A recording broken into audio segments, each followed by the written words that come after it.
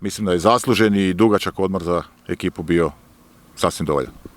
Ja isto vjerujem, gotovo 2 mjeseca imali su vremena da se dobro odmore, ali sam siguran i vjerujem da su se sukladno trenerovim uputama malo i spremili da dočekaju pripreme ipak donekle spremni, sigurno im neće biti lako i da to odrade maksimalno i da sezonu odrade maksimalno. Što se tiče trenera, mi smo se to dogovorili dosta ranije, ali evo potpisali smo ugovor pred početak sezone, ali dogovor i ugovor je nama obojici bilo jedno te isto, da smo to nedavno uvjekovječili i zadovoljni smo i mi kao klub i on i to je najbitnije i vjerujemo da će to biti jedan dodatan potez i dodatan podstrijek i njemu i da će ekipa biti još bolja i da ćemo imati bolje rezultate. Tu je Ivan Slišković, kako si rekao, novi stari grom. On je nakon 12 godina se vraća u drugoj funkciji i siguran sam da će i on odraditi dobar posao i da će doprinijeti isto ekipi sa svojim iskustvom, da će Saša i on dobro funkcionirati i eto da, kao što sam rekao, da imamo i izvrsne rezultate. Uživali smo ljetos, vidjeli smo da su Matko i Loris bili praktički glavni igrači ili najbolji igrači reprezentacije. Vidjeli smo i neke poteze u zadnjim sekundama gdje su obojica imali, Matko u obje utakmice bio ključan za pobjedu. U zadnjim sekundama rukometni klub Nexe će nastaviti još jače ono što smo prije nekoliko godina započeli raditi sa mladim igračima i najbolje mlade igrače iz Hrvatske, ali i iz regije pokušati dovoditi u čim ranijoj dobi da se ovdje pripremaju za prvu ekipu nekoliko godina. To je naš smjer i naš put. Naravno i starije igrače, mislim starije mlade igrače, ajmo reći juniore, kadete juniore ili 20-godišnjake dovoditi i razvijati ih jer mislim da tako možemo konkurirati i najboljim europskim ekipama. Neki su igrači i otišli, evo imamo i 2 posudbe. Otišao je Štrlek koji je ovdje dao velik doprinos. Otišao nam je Žika Pešić koji je u 2 navrata bio ovdje i koji će sigurno biti zapamćen vrlo pozitivno u rukometnom klubu Nexe. Borna Manci koji nam je povremeno bio i kapetan i je na posudbi u Osijeku. Tin Kuže ide na posudbu u Spaču. Evo ga, malo i pomažemo našim lokalnim klubovima da se i oni ojačaju i imat ćemo sa njima suradnju i u buduće u oba smjera.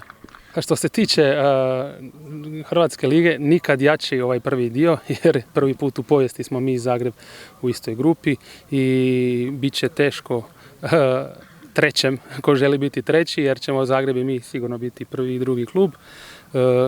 Ne nužno tim redoslijedom, naravno, kojem sam rekao. Što se tiče Europe, zaista teška skupina, ali moramo biti iskreni i reći da je to i skupina po mjeri. Teško je mogla biti još teža po izvlačenjima, ali evo kažem, kada pogledate i prvaka Norveške, mi se s njim možemo nositi i to je evidentno. Isto kao što je i Hammarby treći švedski klub. Mi smo prošle godine u 2 utakmice u obje pobijedili prvaka Švedske, koji je sad aktualni prvak. Tako da isto tako mogu reći i za St. Rafael, jedan izvrstan francuski klub, ali mi smo se isto prije nekoliko godina izvrsno nosili i u obje utakmice pobijedili i drugi francuski klub. Prema tome, možda i bolje da je tako, da su jači klubovi, da budemo među prva 2 mjesta među tim jačim klubovima, da prođemo dalje. Tamo će se dolaziti i neki klubovi koji će ispadati iz skupina Lige prvaka i vjerujem da mi tu imamo šta reći i da možemo ponoviti lanjski uspjeh. Sigurno ćemo dati sve od sebe da tako bude. Od samog odlaska u Wislu na jak turnir, pa onda vrlo jak turnir u Ohridu, između će imati vrhunske pripreme na visokoj nadmorskoj visini, što je dobro, sigurno im neće biti vruće preko ljeta i zaista smo, mislim, priuštili maksimum im dali da imaju vrhunske pripreme i da će to doprinijeti još boljim rezultatima. Ali evo, čeka nas stvarno puno rada, puno treninga i nadam se da su dečki spremni na to. Imali smo dugu pauzu Dobro su se imali vremena i odmoriti, imali su plan preko ljetnih praznika da rade na sebi. Nadam se da su to svi ispoštovali. Nemamo puno vremena, evo sutra se već krećemo u dvorani sa treninzima, bit će jako sparno, bit će jako teško, ali eto izdržat ćemo tih par dana dok ne krenemo na put u Poljsku na taj prvi turnir. Iskreno veselim se cijeloj sezoni, veselim se treninzima, ja mislim da su se svi zaželili vratiti nazad i da nastavimo onim putem, kao što sam malo prije rekao, kad smo završili prošlu sezonu i mislim da neće biti nikakvih problema. Pa mislim da Ivana stvarno ne treba predstavljati, bio je tu, igrao je u Našicama, ostvario je jako zavidnu karijeru igračku, eto odlučio se da više neće igrati rukomet. To je bila prilika meni i svima nama u klubu da ga dobijemo nazad i mislim da nije tu pogriješio i ja sam jako sretan što je prihvatio taj naš poziv i mislim da ćemo dobro surađivati. Isto tako Marko Žganjer koji je radio sa mnom u ekipi Nexe 2 i u akademiji, pokazao je da se na njega može računati. Evo, to je prvenstveno jedan od razloga zašto smo ga povukli u prvu ekipu i mislim da imamo jako jedan dobar mlad tim i da ćemo se svi super uklopiti i da ćemo na kraju dati one rezultate što svi očekujemo. Stigla su nam i dva nova mlada igrača. Je, Stankov i Odak. Pa eto, baziramo se na mladim igračima, tu ću se još malo nadovezati na naše klince koji su priključeni prvoj ekipi. Naravno da će biti njima prioritet igranje za drugu ekipu, ali eto, iskupljat će minute kod nas. Mislim da je to idealna prilika da im kroz hrvatsko prvenstvo da im damo šansu da se pokažu i da vidimo jel možemo na njih u buduće računati. Ja mislim da su spremni za taj iskorak.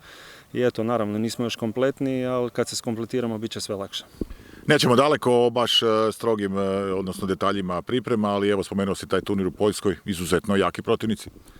Pa je, ja sam mišljenja da uvijek trebamo igrati sa jačim protivnicima na papiru i drago mi je da smo pozvani na taj turnir u Poljsku. Ja sam stvarno to vrlo brzo prihvatio. Biće na turniru Bešiktaš, Holstebro i Wisla. Mislim da je to za početak dosta jak turnir. Naravno svi su već u nekom treningu. Mi smo malo kasnije počeli zbog hrvatskog prvenstva, ali to ne znači da idemo na izlet gore. Idemo igrati sa jako kvalitetnim ekipama i stvarno se veselim tome. Sale, puno zdravlja tebi i dečkima, evo, najteži dio je pred vama, ali nadamo se onda i odlične sezone. Pa je, sigurno da će biti zahtjevno, pripreme su uvijek najzahtjevnije za igrača, ali eto, nadam se da će sve dobro proći, da će biti što manje ozljeda i vrlo brzo nas očekuju utakmice i stvarno se veselim ovoj sezoni.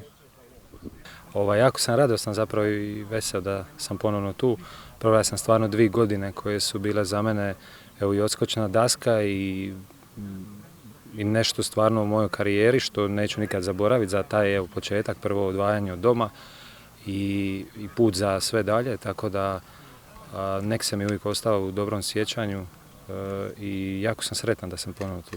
Jedna nova uloga, jedan novi izazov u tvojoj karijeri, Saleta poznaš, evo koliko poznaš dečke?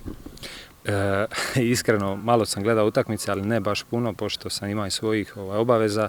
Saleta poznam, igrali smo 1 sezonu, čini mi se zajedno.